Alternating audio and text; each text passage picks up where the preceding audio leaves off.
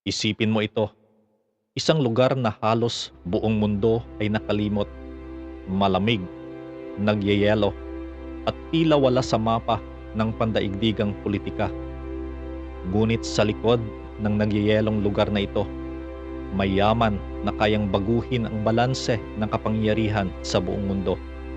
At isang pangalan ang naugnay dito, Donald Trump. I'm not talking about money for Greenland yet. I might talk about that. But right now, we are going to do something on Greenland, whether they like it or not, because if we don't do it, Russia or China will take over Greenland, and we're not going to have Russia or China as a neighbor. I would like to make a deal, the easy way, but if we don't do it the easy way, we're going to do it the hard way. Bakit niya nais kunin ang Greenland? Ano ang tunay na pakay nito sa nagyayelong isla? At ano ang magiging epekto nito sa kanyang mga kaalyado at sa kanyang mga kalaban? Sa unang tingin, tila kakaiba. Greenland, isang teritoryo ng Denmark, ay malayo sa sentro ng pandaigdigang politika. Ngunit para kay Trump, hindi lamang ito tungkol sa yelo o malamig na klima. Ang isla ay mayaman sa mineral, langis at natural gas. Sa panahon ng pagbabago ng klima, ang mga yaman na ito ay unti-unting nagiging accessible. Ang potensyal na kontrol sa Greenland ay nangangahulugan ng direktang impluwensya sa Arctic, isang rehiyon na unti-unting naging susi sa global trade at seguridad. Ngunit paano ito titingnan ng mga kaalyado ng US tulad ng European nations, NATO, at iba pang strategic partners? At ano ang magiging reaksyon ng mga kalaban gaya ng Russia at China na may interes din sa Arctic? Para sa Amerika, ang Greenland ay hindi lang bato at yelo. Ito ay strategic positioning. Ang pagkakaroon ng base o impluensya sa Greenland ay magpapalakas ng presensya ng US sa Arctic na may lumalaking importansya sa militar, enerhiya at transportasyon. Ang bawat hakbang mula sa military bases hanggang sa mining rights ay may domino effect sa pandaigdigang ekonomiya at seguridad. Ngunit hindi lang ito tungkol sa politika at yaman. Ang Greenland ay puno ng misteryo, malalaking glacier, kakaibang wildlife at sinaunang geological formations na maaaring magbukas ng bagong kaalaman sa mundo. Ang impluwensya dito ay parang hawak ang susi sa kapangyarihan, kayamanan at kaalaman. Ang plano ni Trump, bagaman itinuturing ng ilan na eksentriko, ay may malalim na geopolitical implications. Ang kontrol sa impluwensya sa Greenland ay nagbibigay leverage sa US laban sa mga bansa na naglalaban para sa Arctic supremacy. Ang bawat desisyon, mula sa military presence hanggang sa exploration rights, ay makakaapekto sa pandaigdigang ekonomiya. Pero paano nga ba nagsimula ang interes ng Estados Unidos sa Arctic?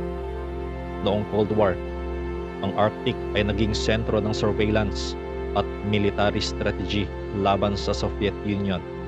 Subalit sa modernong panahon, ito ay nagiging arena ng kompetisyon para sa yaman at strategic position. Ang Greenland ay nasa gitna ng lahat ng ito, isang perpektong lokasyon para sa intel gathering at control sa Arctic waterways. Hindi rin maikakaila ang potensyal ng natural resources. Ang Greenland ay may malalaking deposito ng iron, zinc, copper, rare earth elements at uranium. Ang mga ito ay kritikal sa modernong teknolohiya, mula sa smartphones, renewable energy, hanggang sa military equipment. Ang Arctic oil at gas deposits ay nagiging accessible habang natutunaw ang yelo. Isipin mo, ang pagkontrol sa Greenland ay ang pagkontrol sa resources na kailangan ng buong mundo. At ano ang magiging epekto nito sa mga kaalyado ng US? Para sa Denmark, NATO at European nations, ang paglipat ng interes ng US sa Greenland ay maaaring magdulot ng tensyon.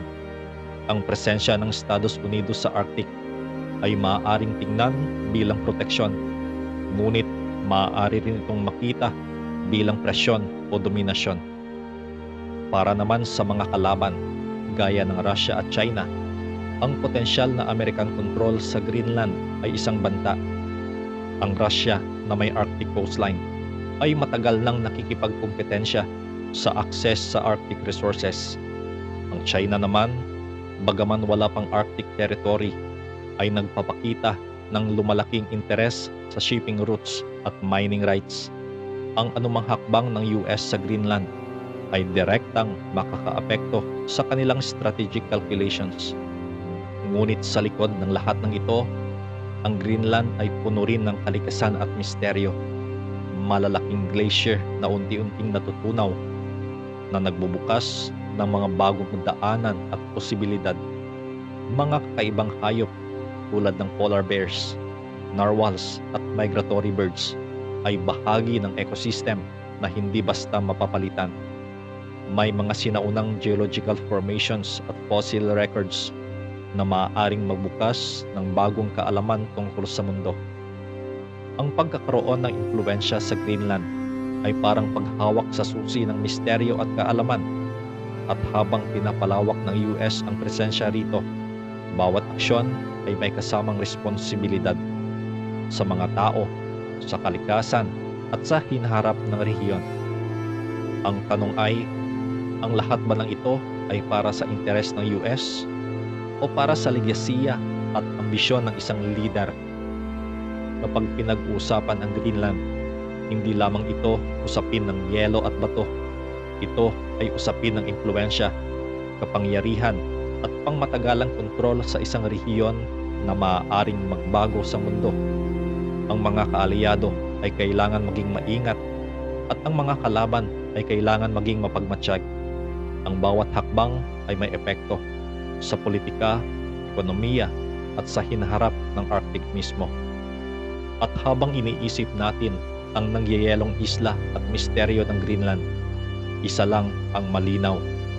Sa bawat hakbang patungo sa isla, kasabay rin ang hakbang patungo sa isang bagong kabanata ng kapangyarihan sa mundo. Sino ang tunay na maghahari sa Greenland at sa hinaharap? Sa huli, ang Greenland ay hindi lamang simpleng lugar. Ito ay simbolo ng misteryo, oportunidad at kapangyarihan.